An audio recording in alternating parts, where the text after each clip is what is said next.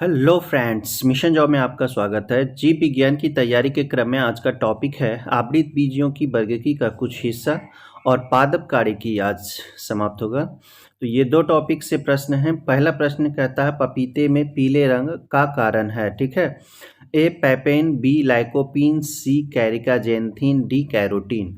Question number 1 का सही जवाब सी हो जाएगा, कैरिकाजेंथिन। पपीते में जो पीला रंग होता है वो कैरिकाजेंथिन नामक प्रोटीन के कारण होता है। क्वेश्चन नंबर 1 का सी सही जवाब होगा। क्वेश्चन नंबर दूसरा कहता है मिर्च की तीक्ष्णता का कारण है। तीक्ष्णता का कारण है ए लाइकोपीन की उपस्थिति, बी कैप्सिन की उपस्थिति, सी कैरोटीन की उपस्थिति, डी एंथोसाइनिन की उपस्थिति। चार ऑप्शन हैं आपके, तो क्वेश्चन नंबर 2 का बी सही हो जाएगा, कैप्सिन की उपस्थिति। कैप्सिन की उपस्थिति के कारण मिर्च की तीक्ष्णता होता है। क्वेश्चन नंबर तीसरा देखें, क्रिकेट के बल्ले बनाने के लिए निम्नलिखित में से किस लकड़ी का प्रयोग किया जाता है। ए सैलिकस परपुरिया, जिसे बिल्लो भी बोला जाता है। दूसरा है सेड्रस देवदार, मोरस एल्वा, लिनन यूसिटेटिसोइनमम। ये चार ऑप्शन हैं, ए आपका सही जवाब हो जाएगा। बिल्लो जो लकड़ी है उससे क्रिकेट का बल्ला बनाया जाता है और इसका जो नाम है सैलिकस परपुरिया। ठीक है। क्वेश्चन नंबर चौथा कहता है 5 जगत वर्गीकरण किसने किया था। Whittaker, Hückel, Linnaeus, Copeland. ये चार ऑप्शंस हैं। चार ऑप्शंस में से आपका क्वेश्चन नंबर 4 का ए सही जवाब हो जाएगा, व्हिटेकर। 5 जगत वर्गीकरण का जो सिद्धांत दिया था वो व्हिटेकर ने दिया था, तो ए आपका सही जवाब हो जाएगा। दोस्तों, अभी तक आपने सब्सक्राइब नहीं किया है तो चैनल को सब्सक्राइब कर लें, नोटिफिकेशन को ऑन कर लें। लगातार सामान्य विज्ञान लूसेंट से प्रश्न आ रहे हैं एमसीक्यू फॉर्मेट में आपके लिए। क्वेश्चन नंबर 5 में कहता है लकड़ी के बने दरवाजों का वर्षा ऋतु में फूलना होता है। अब किस कारण से फूलना होता है ये बताना है। ऑप्शंस आप यहाँ देखें, ए अंतःप्रासरण के कारण, बी अंतः शोषण के कारण, सी केशिकत्व के कारण, डी बीजीवद्रव्यू कुंचन के कारण। तो चार ऑप्शन हैं आपके, बी आपका सही जवाब हो जाएगा, अंतः शोषण के कारण। लकड़ी का जो दरवाजा होता है वो वर्षा ऋतु में फूलता है क्योंकि अंतः शोषण होता है। अंतः शोषण के कारण ही ऐसा संभव हो पाता है। क्वेश्चन नंबर 6 देखें, पौधों में जल का परिवहन होता है कैम्बियम द्वारा, फ्लोएम द्वारा, जाइलम द्वारा, बाह्य त्वचा द्वारा। क्वेश्चन नंबर 6 का सही जवाब आप यहाँ देखें तो जाइलम द्वारा इसका सही जवाब हो जाएगा। पौधों में जल का परिवहन जो होता है वो जाइलम द्वारा होता है, जबकि बाकी जो खाद्य पदार्थों का परिवहन होता है वो फ्लेम द्वारा होता है। तो ये दोनों प्रश्न जो हैं बेहद इंपॉर्टेंट हैं, आप जरूर याद रखें। क्वेश्चन नंबर 6 का सही जवाब सी जाइलम होगा। क्वेश्चन नंबर 7 देखेंगे, पौधों की वृद्धि के लिए कितने आवश्यक तत्वों की जरूरत होती है। पौधों की वृद्धि के लिए कितने आवश्यक तत्वों की जरूरत होती है। 6, 10, 17, 21। पौधों की वृद्धि के लिए कितने आवश्यक तत्वों की जरूरत होती है। 6, 10, 17, 21। चार ऑप्शन हैं आपके, सी आपका सही जवाब हो जाएगा। 17 तत्वों की जरूरत होती है पौधों की वृद्धि के लिए। 17 तत्वों की वृद्धि तत्वों की आवश्यकता होती है। क्वेश्चन नंबर 7 का सही जवाब सी हो जाएगा। क्वेश्चन नंबर 8 कहता है धान का खैरा रोग या लघुपत रोग किस तत्व की कमी से होता है। आपका चार ऑप्शन है, जस्ता, कॉपर, कैल्शियम और मैग्नीशियम। चार ऑप्शन में से आपका ए ऑप्शन जस्ता सही जवाब होगा। धान का खैरा रोग या जिसे लघुपत रोग भी कहते हैं यह जस्ता की कमी से होता है। दोस्तों, शेयर जरूर करें, वीडियो को ज़्यादा से ज़्यादा शेयर करें, लाइक और कमेंट करना ना भूलें। कमेंट कर हमें इम्प्रूव करने की सलाह दे सकते हैं। अगला क्वेश्चन देखेंगे 9, पत्तियों की हरी महीनता किसकी कमी से होता है। A calcium, B magnesium, C MO, D CU यानी कि कॉपर। तो क्वेश्चन नंबर 9 का चार ऑप्शन हैं आपका, बी ऑप्शन एमजी मैग्नीशियम सही जवाब होगा। पत्तियों की जो हरी महीनता होती है यानी कि हरा रंग चला जाता है जो क्लोरोफिल के कारण होता है, पीला रंग आ जाता है, यह मैग्नीशियम के कारण होता है। 10वां कहता है पौधों में बाष्पोत्सर्जन की क्रिया किस में होती है। जड़, तना, पत्ती, पूरा पौधा। बाष्पोत्सर्जन की मुख्य क्रिया जो होती है वो पत्ती में होता है, यानी कि सी आपका सही ऑप्शन होना चाहिए, लेकिन सी नहीं होगा क्योंकि बाष्पोत्सर्जन की क्रिया जो होती है वो पूरा पौधा में होता है। तो क्वेश्चन नंबर 10 का डी सही और उपयुक्त आंसर होगा, पूरा पौधा। डी सही जवाब होगा। तो बाष्पोत्सर्जन की क्रिया जो होती है पूरा पौधा में होता है, याद रखना है इस चीज़ को। लूसेंट सामान्य विज्ञान की तैयारी कराई जा रही है। भौतिकी समाप्त हो चुका है, फिजिक्स, केमिस्ट्री, रसायन शास्त्र समाप्त हो चुका है और जीव विज्ञान का भी लगभग 4-5 टॉपिक समाप्त हो चुके हैं। क्वेश्चन नंबर 11, प्रकाश संश्लेषण की प्रक्रिया का प्रथम चरण होता है।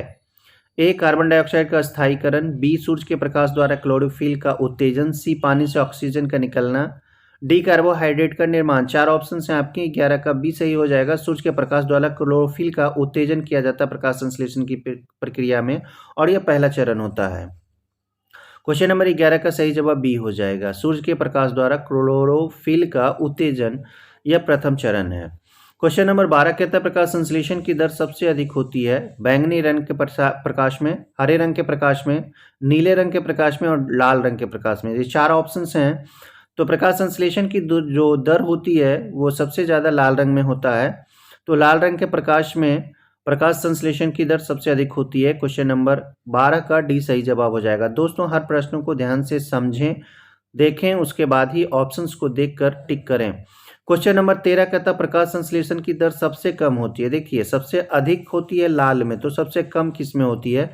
ऑप्शंस देखें, लाल रंग के प्रकाश में, नीले रंग के प्रकाश में, बैंगनी रंग के प्रकाश में, हरे रंग के प्रकाश में। देखिए, लाल का अपोजिट होता है बैंगनी रंग, ठीक है। बैंगनी रंग के प्रकाश में प्रकाश संश्लेषण की दर सबसे कम होती है, लाल में सबसे अधिक होती है, बैंगनी में कम होती है। याद रखना है, सी आपका सही जवाब हो जाएगा। क्वेश्चन नंबर 13 का सही जवाब सी हो जाएगा। क्वेश्चन नंबर 14 कहता है प्रकाश संश्लेषण का अंतिम उत्पाद है। अंतिम उत्पाद पूछ रहा है, कार्बोहाइड्रेट, कार्बन डाइऑक्साइड, ऑक्सीजन और जल, ये 4 उत्पाद हैं। तो कौन सा उत्पाद है जो कि अंतिम उत्पाद है? तो आपका ए सही जवाब हो जाएगा। कार्बोहाइड्रेट्स जो होता है प्रकाश संश्लेषण का अंतिम उत्पाद होता है। दोस्तों, हर प्रश्न को आप ध्यान से समझें। लूसेंट की चर्चा हो रही थी। लूसेंट सामान्य विज्ञान अब समाप्त होने को है, जीव विज्ञान समाप्त होगा और लगभग इसमें 1000-1200 से ऊपर प्रश्न होंगे जो आपके लिए बेहद इंपॉर्टेंट होंगे। क्वेश्चन नंबर 15, निम्नांकित ऊर्जा रूपांतरों में से किसके द्वारा प्रकाश संश्लेषण की क्रिया संपादित होती है? ध्यान से देखें ऑप्शंस को। प्रकाश से रासायनिक ऊर्जा, प्रकाश के ताप ऊर्जा, ताप से जैव रासायनिक ऊर्जा, ऊष्मा से गतिज ऊर्जा। क्वेश्चन नंबर 15 का 4 ऑप्शन हैं। आपका ए ऑप्शन प्रकाश से रासायनिक ऊर्जा सही जवाब हो जाएगा। सभी प्रश्नों का सही विश्लेषण, सभी प्रश्न इंपोर्टेंट VVI आपके लिए। क्वेश्चन नंबर 16, प्रकाश संश्लेषण में पर्णहरित की भूमिका है। जल का अवशोषण, प्रकाश का अवशोषण, कार्बन डाइऑक्साइड का अवशोषण, इनमें से कोई नहीं। 4 ऑप्शन हैं आपके। तो प्रकाश संश्लेषण में पर्णहरित की जो भूमिका होती है वो प्रकाश का अवशोषण करना होता है। तो बी आपका सही जवाब हो जाएगा। दोस्तों, लूसेंट सामान्य विज्ञान की तैयारी हर परीक्षाओं के लिए बहुत उपयुक्त होता है और यहाँ आपके लिए निःशुल्क तैयारी कराई जा रही है सामान्य विज्ञान के। क्वेश्चन नंबर 17, ऑक्सीजन जो प्रकाश संश्लेषण से उत्पन्न होती है आती है। ए, जल से, बी, कार्बन डाइऑक्साइड, सी, क्लोरोफिल, डी, फॉस्फोग्लिसरिक एसिड से।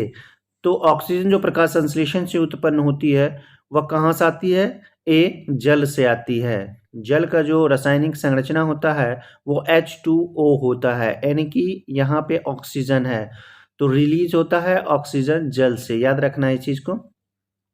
क्वेश्चन नंबर 18 कहता है प्रकाश संश्लेषण का प्रथम स्थिर यौगिक है। ऑप्शन से आप यहाँ देखें, फास्फोग्लिसरिक अम्ल, स्टार्च, ग्लूकोज, डाइफास्फोग्लिसरिक अम्ल। तो क्वेश्चन नंबर 18 का सही जवाब आप यहाँ पे देखेंगे तो सी हो जाएगा। ग्लूकोज प्रथम स्थिर यौगिक कहलाता है। दोस्तों, सामान्य विज्ञान की संपूर्ण तैयारी यहाँ पे हो जाएगी। आपको इधर उधर पढ़ने की जरूरत नहीं है, कोई दूसरा किताब पढ़ने की जरूरत नहीं है, संपूर्ण प्रश्न इसमें समाहित है। क्वेश्चन नंबर 19, श्वसन मापन का यंत्र कहलाता है। श्वसन मापन का यंत्र, potometer, oxygenometer, odometer, रेस्पिरोमीटर। रेस्पिरोमीटर। Question number 19 का 4 ऑप्शंस हैं। तो आपका डी ऑप्शन जो है रेस्पिरोमीटर श्वसन मापन का यंत्र कहलाता है। डी आपका सही जवाब हो जाएगा। दोस्तों, सामान्य विज्ञान की तैयारी आपको लूसेंट से कराई जा रही है। सभी परीक्षाओं में प्रश्न लड़ते हैं लूसेंट से। आप क्वेश्चन बैंक्स देख सकते हैं, अधिकतर प्रश्न इससे आते हैं। क्वेश्चन नंबर 20 कहता है एटीपी का अभिप्राय है। A, adenosine triphosphate, B adenine triphosphate, C adenosine diphosphate, D adenosine tetraphosphate. तो आपका ए सही जवाब हो जाएगा adenosine triphosphate, ATP adenosine triphosphate, ये आपका सही जवाब हो जाएगा। दोस्तों लूसेंट सामान्य विज्ञान की तैयारी अगर आप करते हो और क्वेश्चन बैंक देखते हो तो बीएसएससी सीजीएल और बीपीएससी बिहार एसआई का सारा प्रश्न लगभग इसी से आता है। क्वेश्चन नंबर 21 कहता है कोशिका के भीतर श्वसन का केंद्र होता है। A ribosome, B mitochondria, C गाल्जिकाय, डी केंद्रक। 4 ऑप्शन हैं आपके। बी आपका सही जवाब हो जाएगा। कोशिका के भीतर अगर श्वसन केंद्र होता है तो वो माइटोकॉन्ड्रिया में होता है, संपन्न किया जाता है। तो बी आपका सही जवाब हो जाएगा। 21 का सही जवाब बी हो जाएगा। दोस्तों कमेंट जरूर करें, शेयर करना ना भूलें। क्वेश्चन नंबर 22, ग्लाइकोलाइसिस का अंतिम उत्पाद होता है glycolysis. A glucose, B pyruvic अम्ल, C ethyl alcohol, D carbon dioxide. तो ग्लाइकोलाइसिस का जो अंतिम उत्पाद होता है वो पायरुविक अम्ल होता है। बी आपका सही जवाब हो जाएगा। क्वेश्चन नंबर 22 का सही जवाब बी हो जाएगा।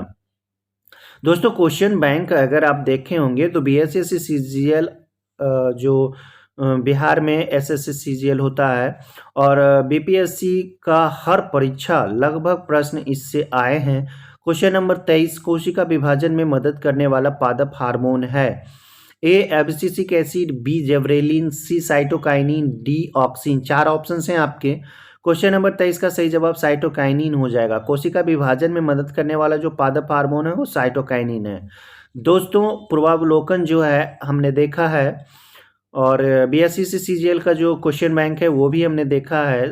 सारे प्रश्न लूसेंट से मिलते हैं, इसीलिए हमने तैयारी करने का प्रण किया था और लगभग यह अपनी अंतिम अवस्था में है। क्वेश्चन नंबर 24 कहता है निम्नलिखित में से कौन सा एक प्राकृतिक फल पकाने वाला हार्मोन है। Kinetin, gibberellin, auxin, ethylene. ये 4 ऑप्शन हैं आपके। डी ऑप्शन आपका सही जवाब होगा एथिलीन। एथिलीन जो होता है प्राकृतिक फल को पकाने वाला हार्मोन है एथिलीन। याद रखना है। क्वेश्चन नंबर 24 का सही जवाब डी हो जाएगा। दोस्तों लूसेंट इतना महत्वपूर्ण है, आप क्वेश्चन बैंक देखकर पता लगा सकते हैं। आज का अंतिम सवाल और 25 नंबर सवाल कहता है पौधे की लंबाई में वृद्धि के लिए आवश्यक नहीं है। आपके 4 ऑप्शन हैं सोडियम, कैल्शियम, नाइट्रोजन और फास्फोरस। क्वेश्चन नंबर 25 फिर से देख लें। पौधों की लंबाई में वृद्धि के लिए आवश्यक नहीं है सोडियम, कैल्शियम, नाइट्रोजन और फास्फोरस। ये 4 ऑप्शन हैं आपके। आपका ए ऑप्शन सोडियम सही जवाब हो जाएगा। ये लंबाई में जो वृद्धि होता है उसके लिए आवश्यक नहीं है। कैल्शियम, नाइट्रोजन, फास्फोरस उपयुक्त होता है। तो दोस्तों वीडियो कैसा लगा लाइक और कमेंट जरूर करें, शेयर ज़्यादा से ज़्यादा करें। अंत तक देखने के लिए आप सबों का तहे दिल से धन्यवाद।